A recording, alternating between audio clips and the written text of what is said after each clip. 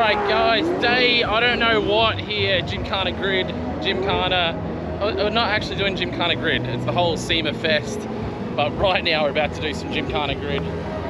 Course laid out here. I'm trying to think if I went through there last. Oh yeah, I did, because then you did like a loopy loop. I need to go over the layout again and try and work it out. We've got something new that's been added. We've got these things. We've got a ball we get to hit, which is kind of cool. Hit it hard enough and make it do a loop, double loop, and nothing else has changed. Try and remember the layout, it's gonna be fun. 130 with a 2-second penalty. Next up.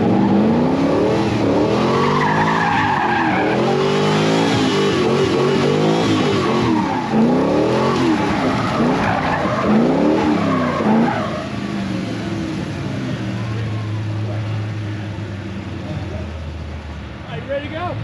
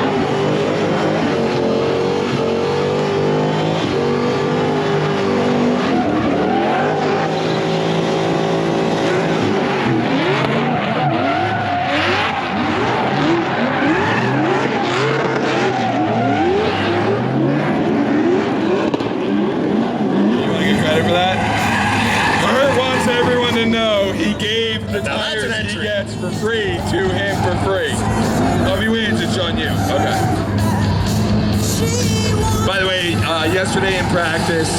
Luke was having a hard time remembering the score, so let's see if he can. He looks like he's absolutely on fire right now. And the Corvette has such long gearing that it looks like he's probably running this thing in first. The whole which is like perfect. Which is actually one of the problems on Shark Cars. You got to do the first, second shift, and then it doesn't want to downshift back into first. But he looks like he's on a heater. This thing is moving around. Look at us, we're like race commentators now. Never knew. Channel Lander, Jared D. Someone give me a beer. You gotta ask them to do a wave or something.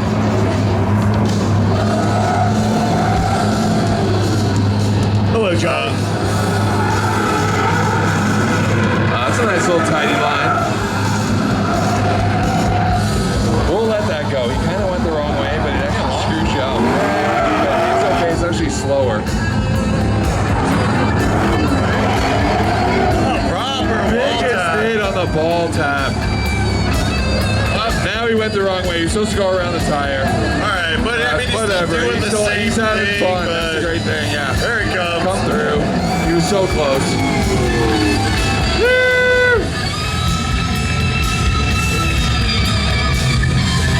123. Where's that put?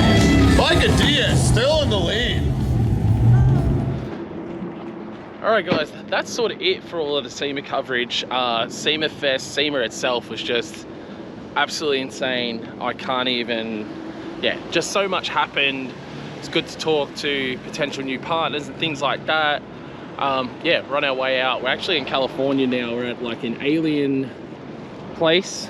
You gotta get some alien jerky. So anyway, I'll catch you guys in the next one. I'm really sorry I've been like not here a lot, but not vlogging. Well, I've been vlogging, I haven't been editing. Just a lot goes on at SEMA, and it's honestly, you're just under the pump all the time. So yeah, check out our merch. Store is open now, and we stopped at a ghost town with the kiddos. I've never been to ghost town myself personally. Kids definitely haven't been, so we're gonna go check it all out. Should be pretty good. The wife is dressed in all black in the desert. Standard. Standard? Better than dressed in all black and Waikiki like last time. Well, that's true. Alright, so this is all like legit old school mining town. I don't know how old it is, but it's called Calico Ghost Town, California, if you want to check it out. Go side to side.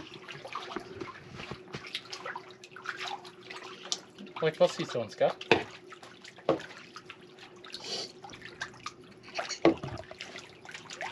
Dinner. Bossy. Then take a half an hour drive.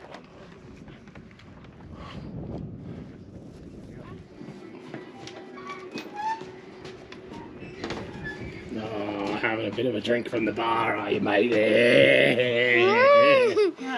I wouldn't be allowed to drink here. Why? No loose women.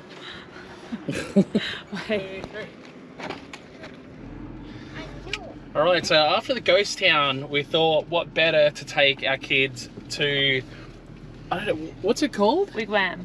Wigwam. Wigwam. It's what they're called. Okay, they're called wigwams, and essentially this is where the movie Cars got the whole idea of the cozy cone motels. So we are literally staying a night in gigantic tea. We made it to where the car's going to be stored, staying at Buddy's warehouse. Everything was great. Now, How did it happen? I Because don't know. I only saw you 4 minutes down the road picking up a rental car. so when I dropped you off, Yeah. I could hear a little like noise. Okay. So, alright, so the truck still works perfectly at this stage, but it's making a noise that I don't like. Do you want to fire it up quickly? Actually, do I have the key? No, it's still in there. It might just be an injector or something silly. That, like I said, the truck actually works absolutely perfectly still. It just makes a shitty noise that I don't like.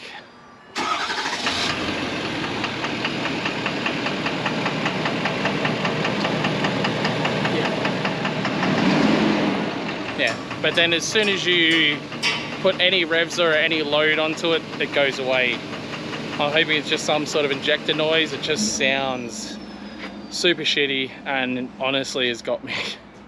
I'm gonna lose my freaking hair. I'm gonna get alopecia from stress. That's not what we want at all. That's one way to get rid of your greys. Well, I'll lose my hair altogether. But yeah, Corvette's gonna be here in good hands. Now we're gonna go for a little visit with some friends, and we'll join you there. So fast forward in time, we're down here at Magnuson Superchargers now. Could be potentially some good, cool news. I know I said I'm super happy with the amount of power in the Corvette, but being supercharged wouldn't be bad. Let us know what you think in the comments about chucking a supercharger on the C6 Corvette, and possibly even my S13 at home. Honestly, like, I've driven some supercharged cars and I do really like it, so really cool. I don't know, we're gonna have a look around here. I'll show you guys what I can. Supercharger. Oh, God. This is rad because I've never seen inside of a supercharger. So is that's technically just is that an intercooler or is that an interchiller? Like, so this is kind of like, this is what we call your charge air cooler. So coolant flows through here in our system. Also coolant flows through. Yeah, coolant flows through here. Oh, it looks like a mini intercooler. Yeah, and so then when you're building boost inside, it flows through here down through the supercharger into your motor, so it gives you the lowest intake air temps possible. Yeah. And it keeps it running cool. This is what allows you to like go out for 4 laps and have like intake air temps be like 130. Yeah. So it's really nice. And then we have also, yeah, I've never seen them apart, so that's quite a cool to and then see. we also have our what we call our low temperature radiator at the front of the vehicle. That's where the air goes through. You'll mount it in front of your AC condenser. Yeah. And it's essentially not much bigger than, like, it's about the thickness of an AC radiator, exactly. right? So. And we have like several different sizes. We just released our universal cooling system, which has 3 sizes for like custom hot rods and builds, you drifters and stuff, so you can mount it up and do all that good stuff. Just you drifters. Offended. I don't know if I'm offended or not. You shouldn't. And then what are they? Those are your rotors. They're the rotors. They're the rotors that are actually inside, yeah. I'll show you the big boys. They make a lot of power. Yeah, they're the little baby ones. They're like the 370Z size. So right here we have, this is one test stand. We have 2 more on the other side. Every supercharger gets tested before it leaves the facility. Every single one, I can mark it back to who tested it. Oh, wow. Who pulled bolts for it, who did everything, all that good stuff. Oh, so you can check the CFM with this as well? Yep, everything. Check the CFM, and then obviously you're just spinning it to crazy speeds. Yeah, exactly. Make rad. sure everything's good and ready to go when it gets shipped out. And if you look at a supercharger, it has a little tag on it, and it says tested by, and I can go back, see it's tested by, and did all that good fun stuff. See whose head's on the chopping block if something goes wrong. They were all tested in October. I just saw that. I'm not going to name who tested them, but they were tested in October. So what size is that? That's what's going on Jeeps? No, this is smaller. This I'm not. This one is different. We make a lot of superchargers that other people use in different applications. So we make superchargers that are for like a motorcycle, and even smaller. And we have a lot of that good stuff. And this is a different unit for a different application that someone uses. Anybody put Magnuson superchargers on 370Zs? Actually, when it has the right motor in it, an LS. Oh. It's not wrong. Alright, what'd you say these are for? This is for C8 Corvette. This is our 2650 that we run on that LT2. So everyone's got all the tuning and stuff sort of sorted for those things. I haven't followed much on them recent years. Yeah, so obviously they already unlocked a lot of the computers and everything, so a lot of people are experimenting with them. We were one of the first companies partnered with Lingenfelter. Oh yeah, they make the motors. Yeah, exactly. So we're partnered with Lingenfelter, and it allows us to do tuning and be able to put these on all those C8 Corvettes. I actually have one in the install shop that I'll be able to show you guys. The motor's out, the trans is separated, all that good stuff. So you'll be able to see kind of how in depth and everything that we do alongside with them. But at least you can see one of the units open. So essentially like an intake around it, and then the blower pumps up instead of down. Right? Yeah, exactly. That's cool. So yeah, it's really, really cool. And you can see the rotors. So it's quite low profile. Low profile. Super low profile, because on the Corvettes, we're one of the few companies that have it for the convertibles. The convertible has a top that's like so close to the lid when we have it here that if you have anything higher than that, you can only run it on a coupe. This runs on a convertible. You keep your rear trunk space. You keep all that good stuff. And I think it's honestly, probably a supercharger on a like supercar-esque kind of car like that just makes more sense anyway, because like by the time turbos have spooled, you're already way over the speed limit and you've lost your license anyway. But at least this, you can get up to your 60, 70 miles an hour like that. Oh yeah, no, these cars are genuinely insane. They make over 500 foot-pounds of torque, over 600 horsepower, and that's to the wheels. Yeah. And I've built several of these cars, and they're amazing. Having that low-end torque is so much fun, not having to wait for it to spool or get up to speed. I mean, ironically, the person who doesn't like Corvettes really likes C8s. I really like C8s. I got to drive a friend's one a couple of years ago. So you like to drive it, or you like the look of it as well? I actually don't mind the look of C8s, but I really like driving it. And luckily, Aaron lives in a very remote rural area with some nice straight roads and stuff. So that was fun. Next time we go to see Aaron, he'll probably have his Z06, so that'll be a lot better again. Nah, I probably prefer a C8 still. I'd love to No, put a Z06. Yeah, I know. A C8 Z06. Oh, a C8 Z06. Yeah. Oh, well, I don't know Corvette, so when you say Z06, I just like think a C6 the big dog. Z06. The big dog. Yeah, Yes, I've driven that one and a C8 that's supercharged by one of our clients. Yes. And they're So fun. much. They're just lined up in there. Oh, now it's stopped moving. So one of the huge, what do you call it? Engineering machines. What do you call these again? I mean, they have several different names. CNC machines. CNC machine, that's the one. All that good stuff. All the leftovers. It's crazy. It's fully automated, crazy amount of tooling. Like these machines change all that. Look at all the tooling. The machine changes all its own tools, which is insane. I've never seen that. This one is lit up, so you can see all the tools that this one holds right here. Yeah. Honestly. Ridiculous. That is phenomenal. So you can see this one running. It's making our inlets right now. Fancy secret stuff. Love watching these machines. So cool.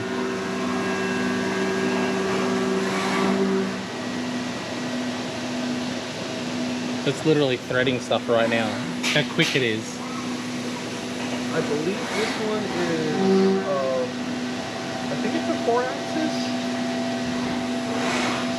Yeah, so I believe this is a 4-axis, so it allows it to do everything it's doing. Oh, there you go. Just change some things.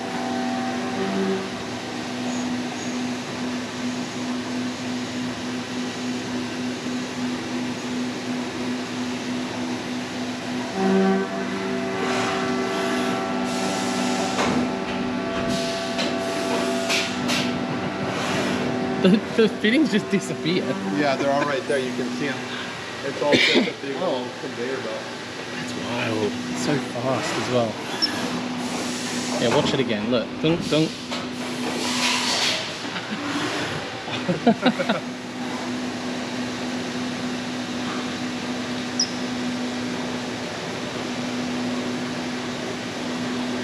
So I literally threaded a hub on my Suzuki not long before we came overseas. And it probably took an hour and a half. And I just watched this machine do it like 10 times in the last like 30 seconds.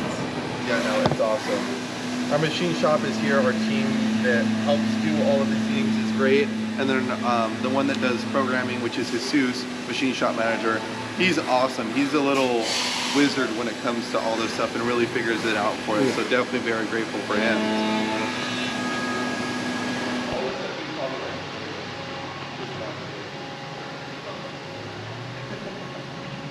So obviously we have our two movers here. We have a bunch of different tabs that help. So we're upstairs now at packaging. I'm just looking around. I'm seeing C6 and I'm seeing GTO. So which one of the kits fit LS2? And how heavy is it? And will it fit in our luggage? Just take the box. It makes me want to take the Check turbo off the box S13. in. Oh. Mm. The turbo. Yeah. Too many heat problems. The Trans Am, that's an LS2, right? That goes to Trans Depot, which is the supplier that we're supplying this to. So it's not a trans. No, and that's exactly where it goes. This is Jeep JK stuff over here. We have our new Toyota 2650, all that stuff. So right that's the thing that Australians wish they had. Australians hate that we have these. Oh yeah, I know. You guys. Jeep's a dirty word in Australia. Yeah, I know. I heard. Trust me, I mentioned it to a couple of them, and they're just like, "Oh, we hate those in Australia." I'm like, okay. I'm like, look, let's be real. A Jeep is good once you replace everything. Once you put bigger axles in it, once you put a bigger engine in it. Well, they come with a 392, whatever now, so at least they can come with a decent engine, but then you still got to do axles before you're doing anything. I mean, you guys. I will say, you guys wheel really crazy out there. People get down here, and I want to take you to one of those events just so you can see it. But yeah, y'all Australians out there do it different, that's for sure. This man's been talking dirty to me, saying they're going to take me wheeling in the States, so they've got me one over. Oh, we're gonna do it. We're gonna do it. We'll get you on 2 wheels. That's pretty standard. All right, guys, quickly interrupting this video. We got the new Hey Boys Fink and Anderson design. It is for sale now. Oh, sorry. Good, you got it, you got it. We've obviously got this design that dropped just before we left, but the store's being closed. Get on the store right now and grab that up. Tiana's shipping stuff out in the next few days. We've also got this brand new Fink & Co. Barra in Japan design. Obviously, you guys know in just a couple days, or maybe while you're watching this, we're already in Japan. I'm about to start editing now, and hopefully you're watching this video. What is today? Thursday? Thursday. Hopefully you're watching this particular video on Thursday. Maybe not. We've got a bunch of the new shirt designs. Store's open for a couple of days before we go to Japan. Tiana is shipping out in the next 2 or 3 days. Get your orders in now. We massively appreciate it. All right, watch the rest of the video.